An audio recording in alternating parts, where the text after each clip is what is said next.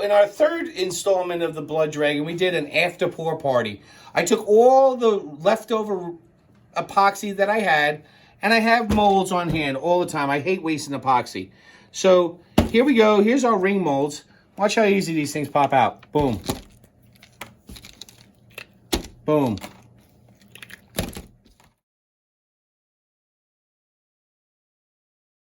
Now I popped all the rings out of the molds. I popped the bracelets out of the molds. I popped the excess epoxy out of the bottom of my mixing cup. This thing is a perfect coaster. When you sand this down and do a little flood coat on it, you know, just put a little thing under here, this thing pops like nobody's business. I'll show you another one here in a second that I've done. There's pictures up there on the other, but I'll show you the difference. That when I took this out with the other one, it looked horrible. But when I sanded down and cleared it, boom, it popped. Here's some of the rings. And like I say, I mean, you really don't get anything that's horrible. This is that sunset red with the black. Whoops, there it goes. Here's some of that green and the black and the red green. I mean, I'm going to have to give them a little baby, and I'll go ahead and sand them down a little bit, wet sand them a little bit. Look at that. Oh, my goodness. That Alumilite red with the sunset pearl. Now, you see this right here? This little nick. I got my thumbnail in there. Okay, that is a bubble. And that's what I use with the toothpick to try to get rid of it. And you're not going to get them all out. But if you take this and sand it down and get rid of that bubble, you'll have a thinner ring, but it'll still look good. And honestly, that's pretty much, unless you saw some on yours, baby. Is there any here? Look at that. Yep, there's a nice nick. You can really see that one. That's an air bubble. And that air bubble, I mean, this ring is basically, it's going to basically be junk. I'm going to be able to sand it down to about that thick. It's not horrible, but, you know, you really want to try to work those bubbles. You're going to have some fails. You're going to have some goods. Look at that. So, anyway, and then here's the bracelets. How about this one? Oh, that is pretty. Look at that. There's that sunset red pearl. This is that blue-green pearl. A little bit of the black. I mean, you can't mess this up. You can just have fun. And everyone is going to be an individual piece. No one's going to be able to have the exact same one. So it's individuality for everybody. So, and then here's the bracelets. Look at the bracelets we did. Look how gorgeous that is. I mean, these aren't my best bracelets, but you know what?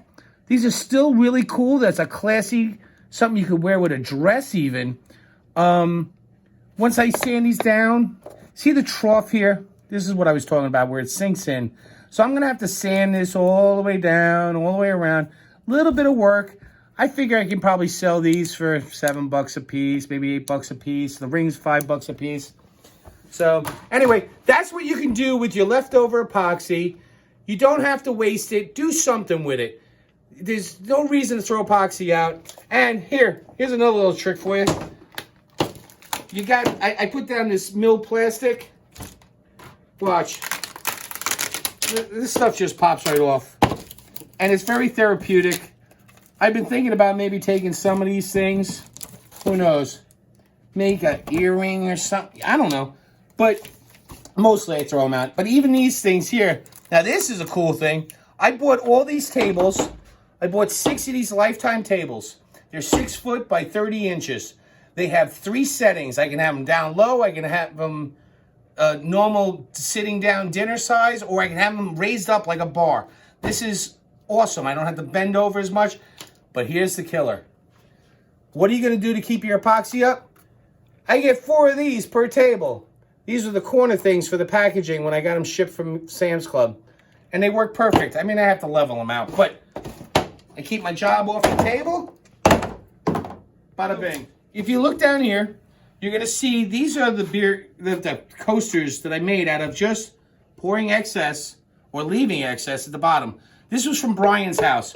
When we did the first pour, we had some extra copper metallic left over. We had them in our cups. I came back the next day. I popped it out. I was like, oh my gosh, look at this. I sanded it down. I put some clear coat on it. It's a coaster. It's awesome. So this is the one we did after the Blood Dragon. I'm going to sand that up. I'm going to put some clear epoxy on it. Okay, here's another cool mold that I had gotten from Wish.com. I don't know how much it was a couple bucks. But I did it the first time with this. This is a Coffee Metallic by Stone Coat. And then their Forest Green Metallic from Stone Coat. And then this one I did with the UV pigments that I got off of Wish.com. This thing pops in the black light. Okay, I've also tried using chocolate molds that I got from Hobby Lobby. These things are not made for epoxy. It's not silicone like this. This is silicone. Stuff pops right off. You have no problem. These clean up really good. I'll scrape it all off. When I'm all getting most of it done, I'll go ahead, wash them off in the sink, let them dry. This guy right here, wow, what a nightmare. So when I put it in, I could not get them out. I started breaking this mold all crazy. So my wife suggested, hey, put it in the freezer for about an hour. Put it in the freezer for an hour. They did release, as you can see. Some of them I had broken off corners. So what I'm going to do is I'm going to go ahead and I'm going to find some sort of release agent. Someone had mentioned PAM potentially. I'll give it a shot because we're in the lab. That's what we do. We try things. I love the crosses. I can't get these molds anywhere. Well, I haven't been able to find them anyway. So I'm going to try it again. I'm going to try it with a PAM release maybe. See how that works. I'll show you guys later. So we also went ahead. I took these and I went and put, not that one, on this, a magnet. I had a strip magnet laying around. And I just epoxied it in. Sticks to the fridge, great. This one, I had bought some off of Wish.com, a bunch of them. I don't know, $1 or $2 for a bunch of them. I doubled it up, but this is a little teeny bar magnet. Sticks to the fridge, great. So there's an idea you can do with an epoxy also. And these are perfect for one beer. It's the end of the day, I deserved it. Okay, so here's a tease for you. I've had a lot of responses from my Galaxy Art. If you saw that mind-blowing video that I put on my page about the invisible UV murals where it's one thing in regular light and then when you turn on the black light, it's like something totally different.